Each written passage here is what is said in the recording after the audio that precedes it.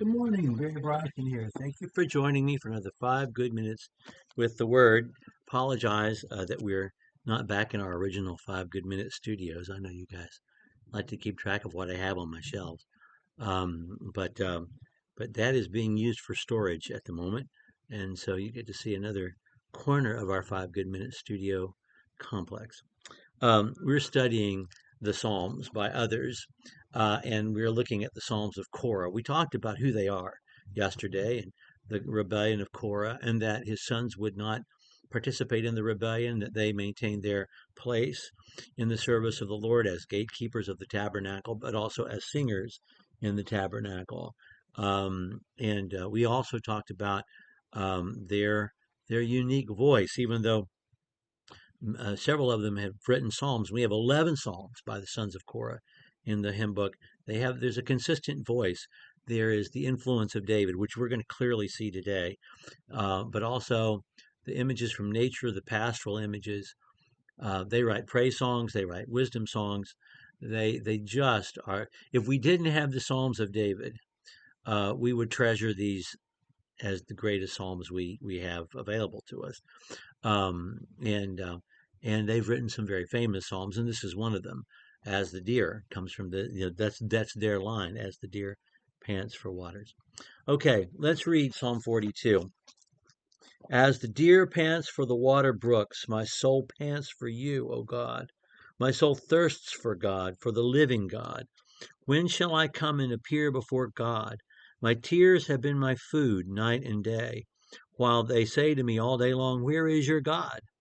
These things I remember, and I pour out my soul within me. For I used to go along with the throng and lead them in procession to the house of God, with the voice of joy and thanksgiving, a multitude keeping festival. Why are you in despair, O my soul? And why have you become disturbed within me? Hope in God, for I shall again praise him for the help of his presence. O my God, my soul is in despair within me. Therefore I remember you in the land of Jordan, and the peaks of Hermon, from Mount Mizar. Deep calls to deep, and the sound of your waterfall at the sound of your waterfalls. All your breakers and waves have rolled over me. The Lord will command his loving kindness in the daytime. His song will be with me in the night, a prayer to the God of my life. I will say to God, my rock, why have you forgotten me? Why do I go mourning because of the oppression of the enemy? A shattering of my bones, my adversaries revile me, while they say to me all day long, where is your God? Why are you in despair, O my soul? And why have you become disturbed within me? Hope in God, for I shall yet praise him, the help of my countenance and my God. There's just so much here to talk about. In the first place, this is the first psalm of book two. And so the editor of the Psalms, the one who put the Psalms together into one book, has considered this a wisdom psalm. And it is. Like Psalm 73 by Asaph is a wisdom psalm. It's one of those wisdom psalms which is a theodicy. Why am I being treated so poorly? But God, you are righteous. Why don't you fix this? But then trust in God, he will fix it. That's the wisdom of the song. So it's the first song. It's also the first psalm in the book of Psalms that is attributed to someone not David or anonymous.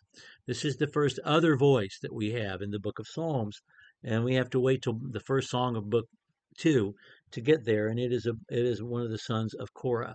Like David, in his songs, the sons of Korah in this song, whoever wrote this song, it's an individual song of individual lament. Something is happening to one person, and they're talking. They talk to us, the reader. Um, this is for the choir director. It's a maskil, so this is something they're all going to sing together. It's going to be for the congregation to hear. Um, so they sing to the reader, they sing to the listener, but they also sing directly to God. And they also talk to themselves. And so we are a part of their internal monologue. I say to my soul, I'm speaking to myself, and I'm quieting myself. There's just the word soul. Maybe we need to talk about that in the in the Old Testament. God breathed into us, and we became a living soul. And it's that same word, nephesh, living soul. So he's speaking to the eternal part of himself, the part that God put there, the part that makes him a living human being. He's speaking to himself in that way and comforting himself. Um, we talked about the natural imagery, and we have the animals. As the deer pants for the brooks of water, my soul pants for you. So much like Psalm 63. And of course, certainly they have sung this. We said that the sons of Korah were the gatekeepers, but also the singers at the tabernacle. And evidently, in this song, this man has been denied his service in the kingdom because he remembers when he had the opportunity to lead them in procession to the door, and when he was able to lift up a voice of thanksgiving with the multitude as they kept festival, and now it's not happening. But what he wants, and how he stills his soul, is to say, hope in God, because you're going to do this again. You will again praise him. You're going to be able to lead the procession to the doorway. You're going to be able to open the door. You're going to be able to sing again. You're going to be restored to the place that you have been removed from. And evidently, he's had false accusers who say, where is your God? And who are oppressors and enemies of his, adversaries who revile him. So he is in a place where he's been maltreated, mistreated, falsely accused, and temporarily has been removed from service. And that is what he's crying about. So he's not crying for justice. He's crying out for God. I, I feel separated from you. And David in Psalm 63 feels the same way. I feel separated from you. David's on the run from. I can't go to the tabernacle. I can't lay in my bed at night and meditate upon you. And I feel separated. And it's like a hunger. It's like a thirst. It's palpable.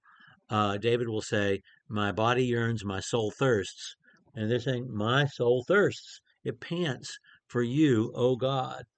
And so that's what he keeps saying. We have really two stanzas where he begins with saying, I long for you.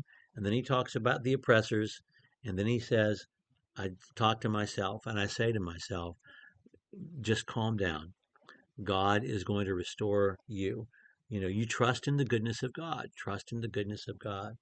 And that's what we have. And both the first stanza and the second stanza ends with the line, hope in God, for I shall again praise him.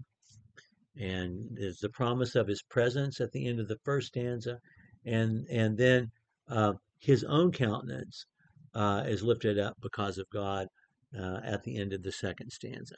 Such a beautiful song, and one of my favorite hymns that we sing, as the deer pants for the water, so my soul longeth after thee, is taken from this psalm. Okay, thank you so much for joining us for another 5 good minutes. The next time we're together, we're going to look at Psalm 44. We'll see you then.